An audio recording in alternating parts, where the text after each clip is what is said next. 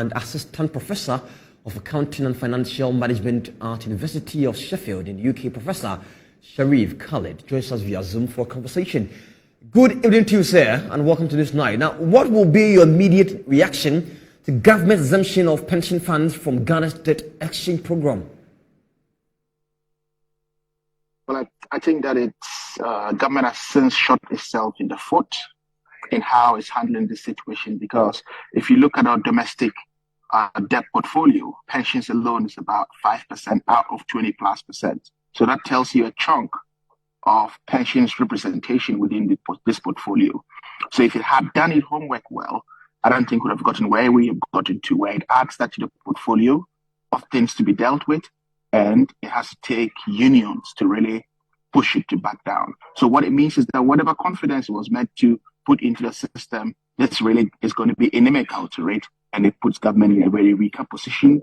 And this goes a long way to affect whatever efforts that were being accumulated at trying to get the economy more stable. And Prof, talking about alternatives, what other means are available for government after the exempting pension funds? Well, it's the banks now with most of the debt exchanges. And from the news I'm reading in the last few hours, what I'm getting, or what I'm gathering unauthenticated though, is that the banks are also resisting that. So it might mean that the government will be left in a very precarious situation, actually trying to salvage this situation. So what it means is that it really needs to go to the drawing board. So what is currently happening is that the government has not really shown that it's committed to actually having the stability of the economic situation. It doesn't have a hand on a lever of our economy, and that is slightly disappointing. And also, is government not racing against time to meet the IMF registration deadline of December 30 for debt exchange program? Well, but the point is you need to do your homework well before you come out to announce. I mean, we can count on our fingers how many initiatives have been taken by government, and they would have an appeal tax and they back down in the next in a few days. So what it just means is that broader consultation is not going on, policy design is not in place. So there's not really inertia from the government side of things to really get the economy on its foot. So what it means is that it's just a swinging pendulum here, and government try, and we are just testing things, and it's all a try and error factor, which again the economy does not need in its current state. What it needs is bold decision, steps, proper engagement with the stakeholders involved prior to making such bold announcements and initiatives. That in and of itself is part of economic management and prudent governance. Professor Sharif, does it look like government will be able to meet the December 30 deadline? Is it possible? Well, anything is possible, but as I said, with IMF arrangements, I am not always quite skeptical about these things, because they are dealing with a sovereign nation, and with multilateral issues, they are quite safe engagement.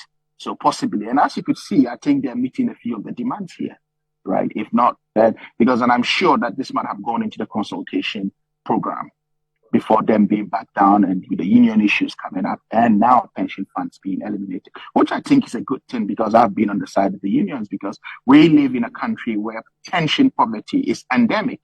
And by my representation of pension poverty being endemic is that you have people retiring at 60 after working 35 years of their lives, and they're waiting for their lump sum contributions to start a home or to start building houses, when that is woefully inadequate to ever get a 1-bed or 2-bed unit of a home.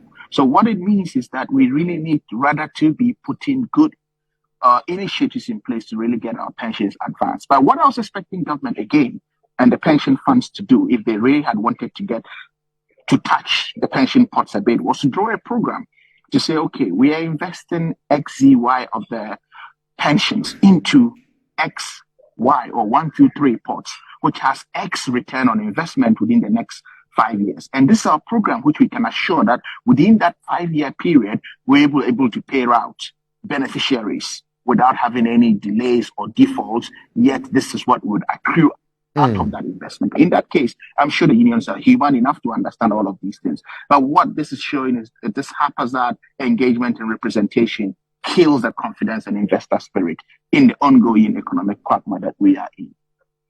All right, thank you. And Professor Sharif Khalid is Assistant Professor of Accounting and Financial Management at the University of Sheffield in the UK. We are grateful.